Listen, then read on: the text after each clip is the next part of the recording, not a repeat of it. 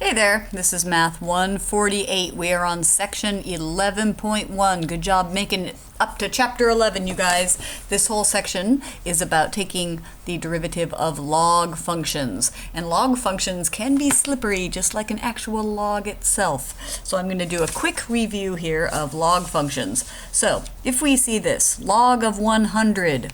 Okay, what we're saying is always, when you just see log, it's log base 10. If you see this, log of 100 equals 2. This is telling you that 10 squared equals 100. Well, why don't they just say 10 squared equals 100? Everybody knows that. Well, they don't. They write it like this. Log of 100 equals 2. So you can have logs of different bases. You could have log base 2. Of whatever, but the other one that is very popular is the natural log. So ln stands for natural log, or log natural, as I always think of it, because otherwise, why is it ln otherwise? Anyway, the natural log. So suppose you see natural log of 10 equals, I don't know, what would that be? 2.3025. Try it on your calculator. Your calculator does natural logs. So this is telling us that the number e, which is an actual number, it's like pi, it's 2.7 something, raised to the 2.3025. If you plug this into your calculator, you get approximately 10. So that was a very short review of logs, and you may decide you want to review the properties of log functions on page 704.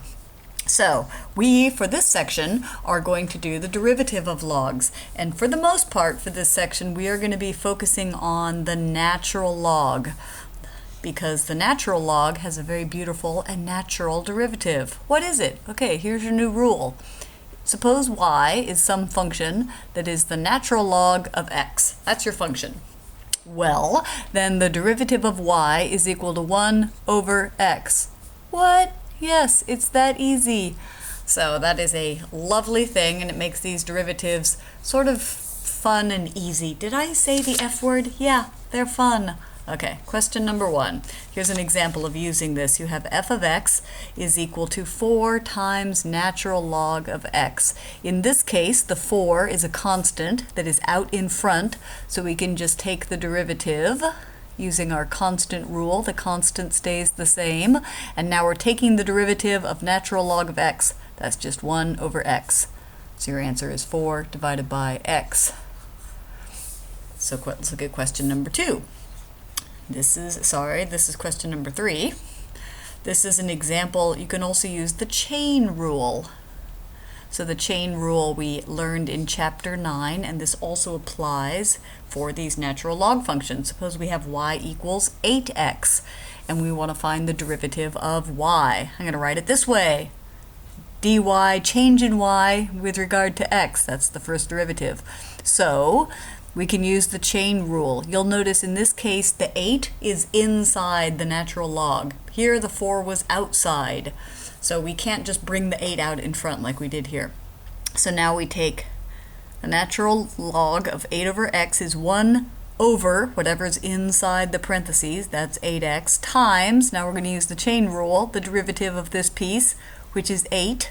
So 8's cancel. My heart loves to cancel.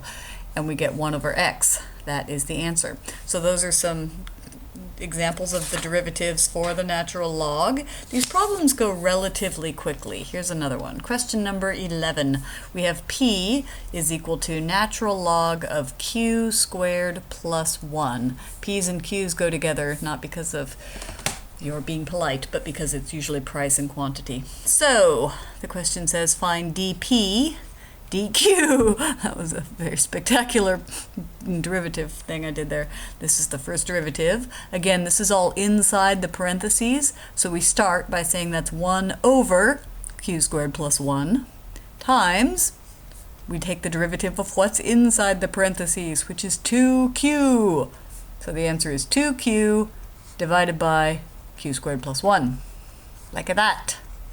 That's 2q, not 29. 2q.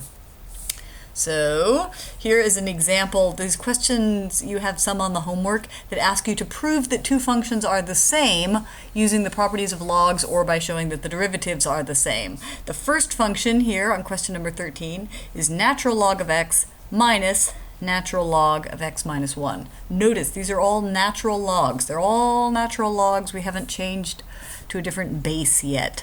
So the first derivative of this first function is 1 over x, it's this piece, minus the derivative of this one is 1 divided by what's inside the parentheses, times, you could say the derivative of this piece, but that's just 1. The derivative of x minus 1 is just 1. So your answer here is, I'm going to write it up here, 1 over x minus 1 over x minus 1. You can just leave it like this for now. And the book gives you a part B of this question, so it gives you another function that looks like this. I labeled it y2 to keep them separate. Natural log of x divided by x minus 1. So we're going to use the properties of logs, logarithmic functions, and to say, everybody remembers this, right? You just look at the tattoo on your arm and you see the property of logs. Natural log of x minus the natural log of x minus 1. So you just say, anytime, this is just rewriting this, it's a natural log property. If you have something divided by something, it's equal to the natural log of the numerator minus natural log of the denominator. So I have now proven that these two functions are the same. You can also take the natural log of this function, but then you're using the quotient rule, which is kind of a bother. So I found this way to be easier. And there's one more thing that is covered in this section, and that is the change of base formula. All of your change of base formula belong to this section. So here is the change of base formula. This is for situations where we have a log that is not equal to natural log, a base that's different. So here's an example. Suppose you have y equals log base 4 of x. Okay, this is not the natural log, so we cannot do this. This is not equal to 1 over x with some sort of 4 tossed in there, right? That's not what it is. Don't look at it. I'm scratching it out. Okay, here's the change of base formula. This is all on page 706. If you're fresh out of Math 116, you may remember this formula. If you have log base a of some function x, it's a different log, this base can be anything, then you can rewrite this as the natural log of x divided by the natural log of a. So, why can you do this? Why does this work? Well, if you're curious to know why, you can look at page 346. But technically the why is covered in Math 116, and I'm just interested that you are able to use this to take derivatives. So let's look at question number 5 to see the change of base formula in action. We have y equals log base 4 of x. That's this formula. And when you look at this problem, you see the 4. See, this base 4 should jump out at you, and it should tell you, I have to use the change of base formula. So the first thing you do is you rewrite this function. See, now instead of a, there's a 4.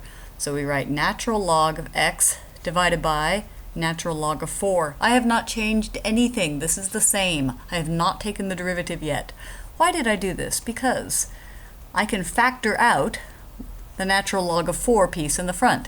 The natural log of 4, if you do this on your calculator, it's just a number. In fact, that number is 1.386. So this is just a number that we can factor out in front using our constant rule. Now, I'm just rewriting the function. So I have not taken the derivative yet. I will do so now. Here's the derivative. This is, yay, we just have a function out in front. 1 divided by natural log of 4 times natural log of x. See, it's 1 over x. Right? It's kind of fun. All right, maybe it's not as fun as the most fun you could imagine, but still, it's not the completely complicated nightmare problem that is probably coming our way with extra chapters. So this is how you do those problems. There's also some applications where you find the rate of change. And I wrote out all the homework solutions, so you can find those. Let me know if you guys have any questions with this.